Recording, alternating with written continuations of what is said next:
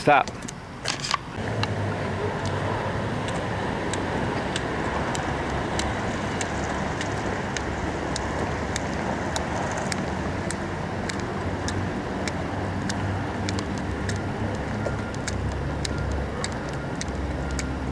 Snowman.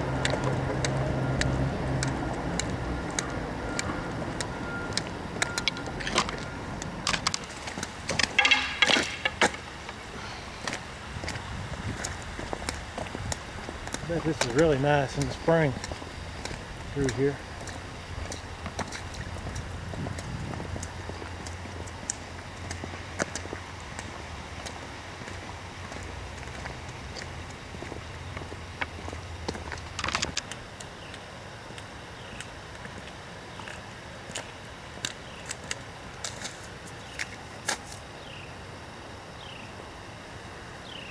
Some fool even been painting that.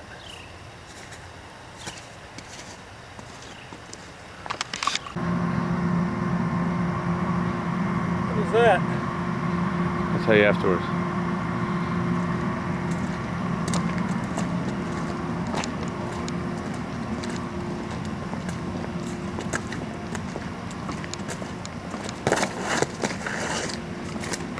And we can cut to this angle.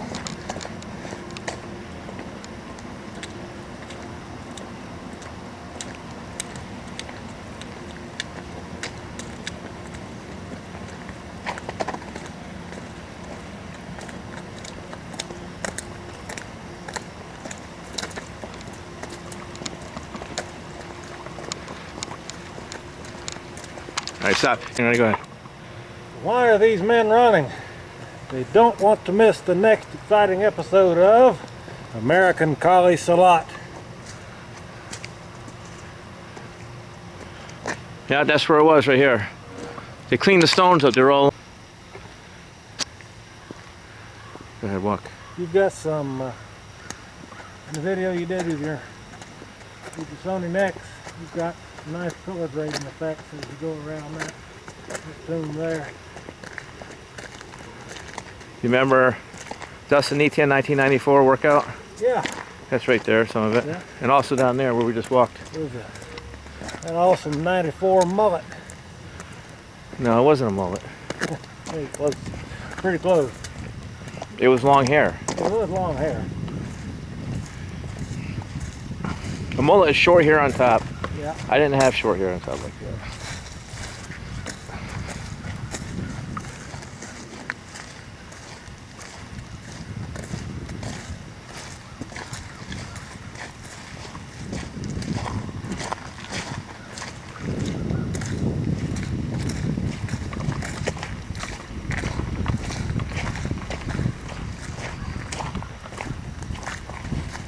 How many acres is this cemetery?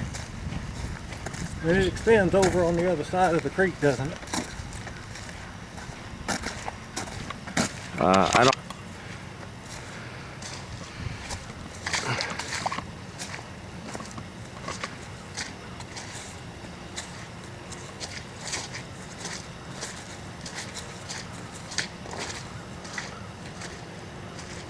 It was right here.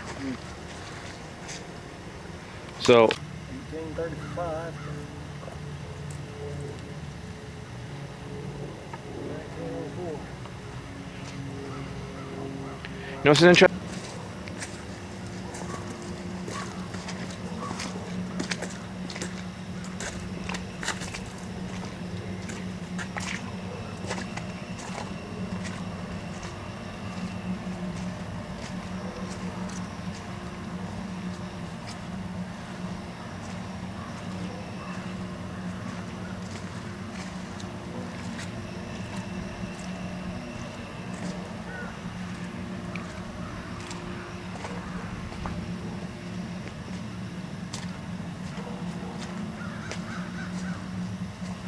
What?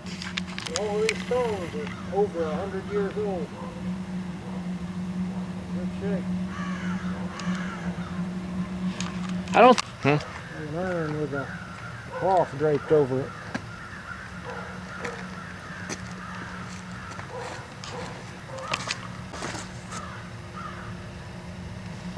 Somebody with money couldn't take it with them.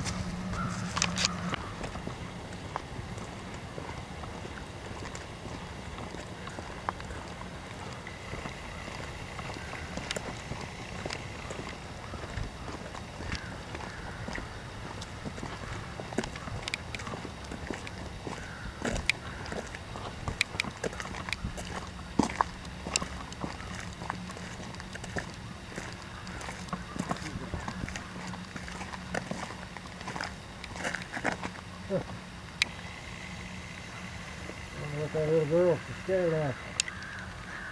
Do you remember? I didn't have it on record. Do that whole thing again. Do that whole thing again. Now I'm going to have to act it. It won't be sincere. It's okay. It'll be better.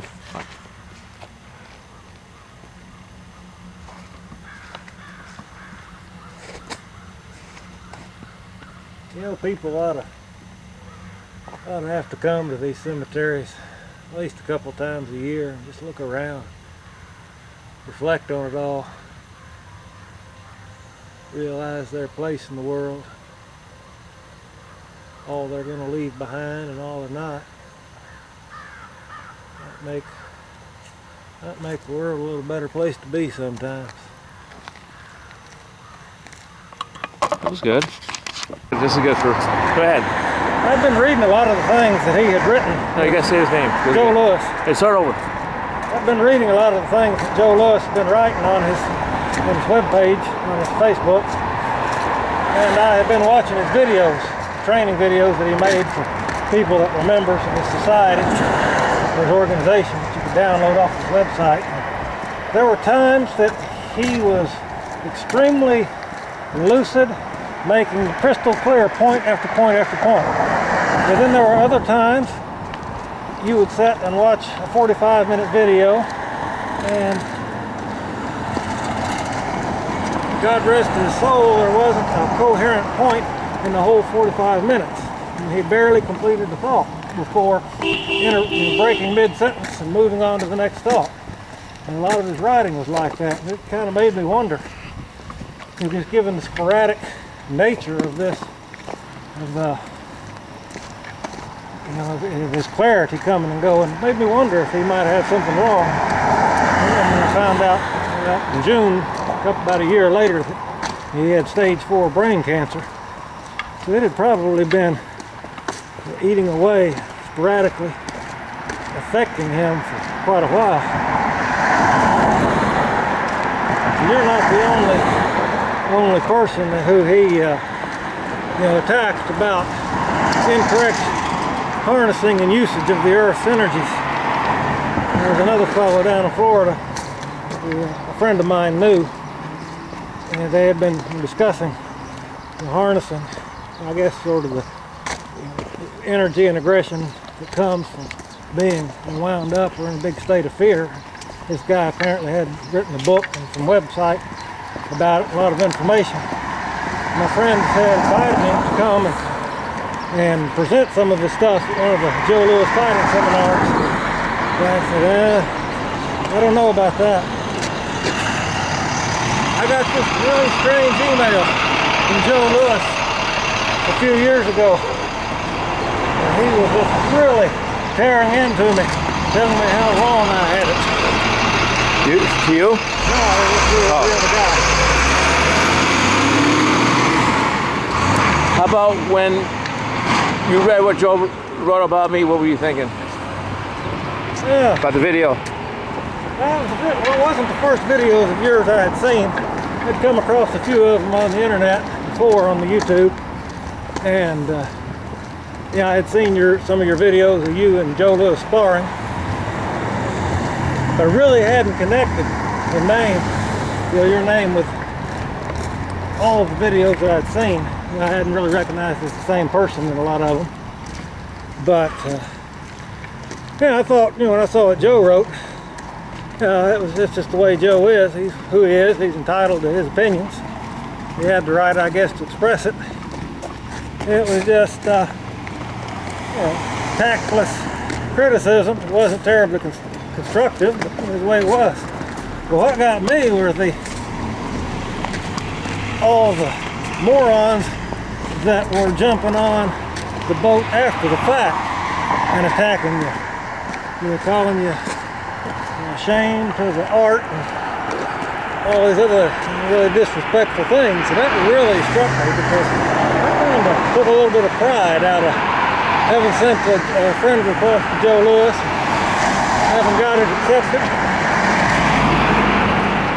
And then I saw that I was just sort of sharing the page with a bunch of meatheads. And that's when I got on it, and then said what I said. If you go back and look at that link, my comment's the last one in that link.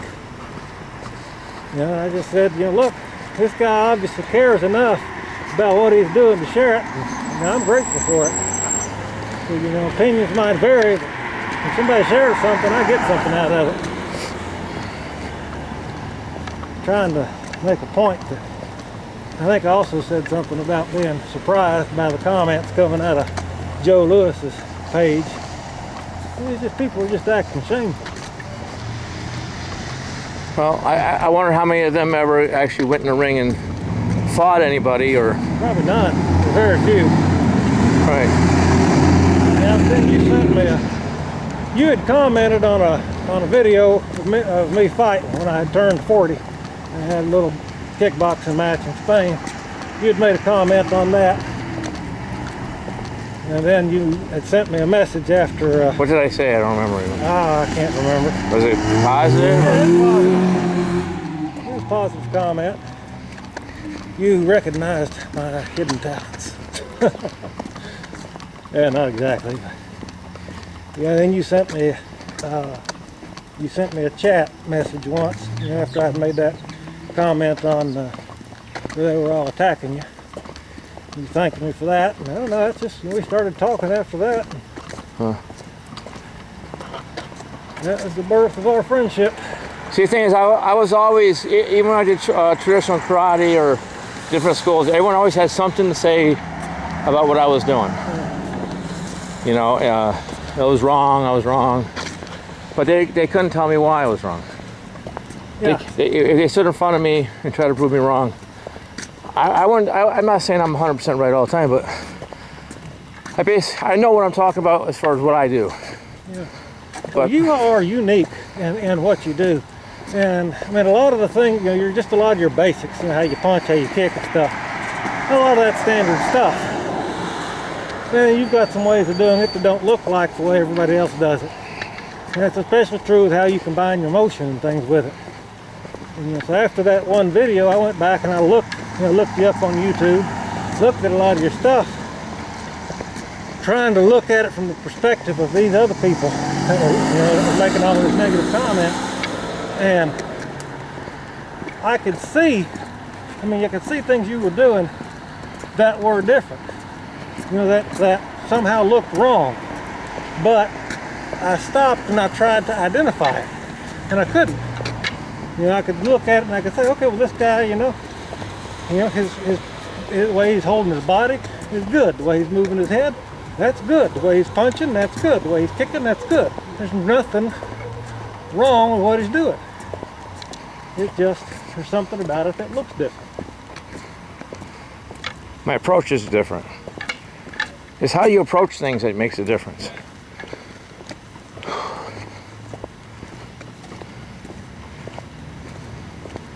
So if you approach the stick fit just as fitness, well, you can swing a stick around instead of a barbell, and you'll get certain benefits out of that.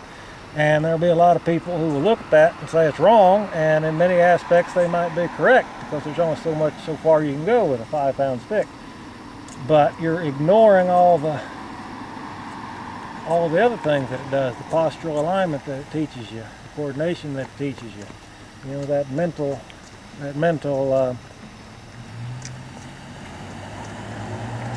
meditation that we've been talking about, and how that can lead you into a progression and learning. And I can't think how to phrase this. It can lead you into a progression of learning about yourself and your own abilities, and that's what's going to get missed if you just look at it from the point of view of conditioning. You're going to lose the the aspects of where the stick fit the way you interact with stick fit is going to teach you how to interact with things and to learn about, you know, the functionings and positionings of your own body. So yeah, I mean, you can look at things from a lot of different ways. The approach is going to be important, and a lot of people can never see past the superficial approaches of things. You know, think about martial arts, and they've got a concept of what that ought to be. And especially when you look at all the MMA stuff people are doing today. You know, most of that appears to me is 90% just extremely good conditioning. It seems like almost, not almost all, but it seems like the vast majority of the training is devoted towards the conditioning aspects rather than the technique. A lot of those guys, they don't know how to punch, they don't know how to kick. And look at kickboxing in the 90s, early 90s when you were in it. You know, you had people like Don Wilson, you had Jean-Yves Thériault, Dennis Alexio. I mean, you had guys who, I mean, their kicking was just, it was poetry in motion.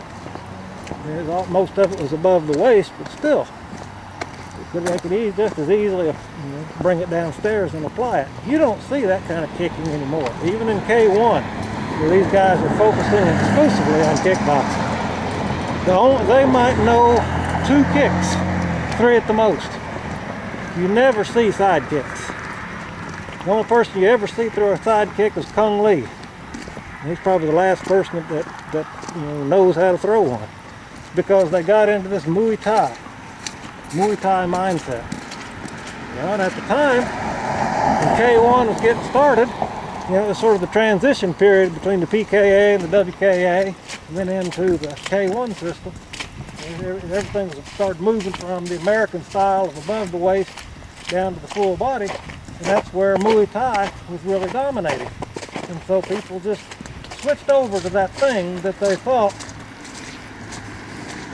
was going to be the most effective, without trying to adapt what they already knew to it. And so they lost the art of the side kicks.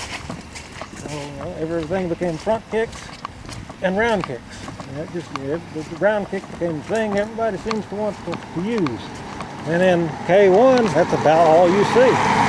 You'll see some front kicks, round kicks, and every now and then somebody will throw a spinning back kick. This is Central Park. Got a swimming pool over there? Yep, and it used to be a mud hole.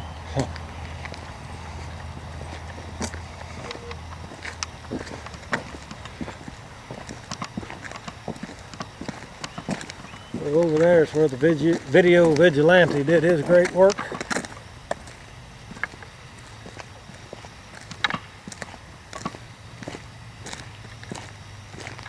Nice kids park. Not all muddied up, probably. Now, years ago, they used to have a zoo there. Huh. And the Spaceland was way over there. They had some really big structures. They took them all down because it's dangerous. Yeah.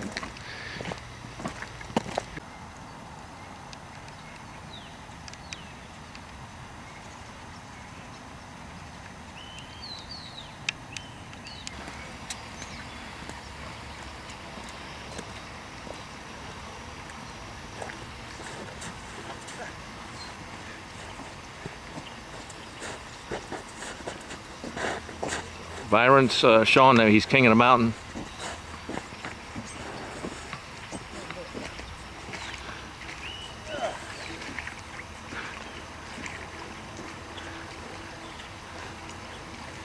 Hey, you know how to do a flying kick? Yeah. I know how to break a leg too. I ain't gonna do it. Not in the snow, you ain't. And I'll record it for you.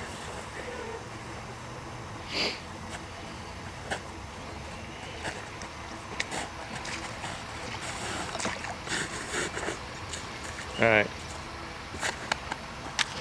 Even though I got a bad knee, here, hold it.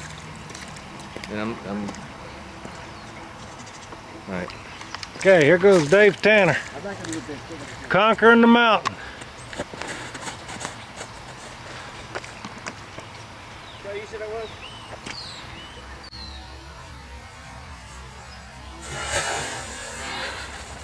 little kick with a bad knee.